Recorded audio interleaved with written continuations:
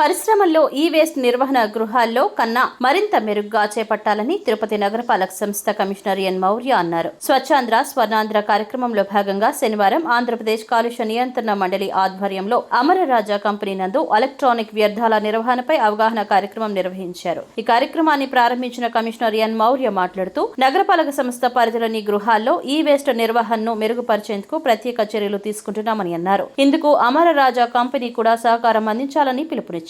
అమరరాజా సంస్థ పర్యావరణ పరిరక్షణ కొరకు చేస్తున్న కృషి అభినందనీయమని అన్నారు. పర్యావరణ పరిరక్షణ సీనియర్ ఇంజనీర్ మురళి మాట్లాడుతూ ఈ వేస్ట్ పర్యావరణ పరిరక్షణను నాశనం చేస్తోందని అన్నారు. ఆ దుష్పరిణామాలను వివరించారు. Amara Raja chief operating officer Narasimhulu Naidu మాట్లాడుతూ ఆరోగ్యం, భద్రత, పర్యావరణ పరిరక్షణ మా సంస్థ 100% పాటిస్తోందని అన్నారు. 2025 నాటికి జీరో వ్యర్థాల నియంత్రణ సాధించేందుకు కృషి చేస్తున్నామని అన్నారు. సంస్థ ఆవరణలో కమిషనర్ ఎన్ మౌర్య తదితరులు మొక్కలు నాటారు. ఈ కార్యక్రమంలో అమరరాజా సంస్థ ఈ రాజశేఖర్, పరిశ్రమల ప్రతినిధులు పాల్గొన్నారు.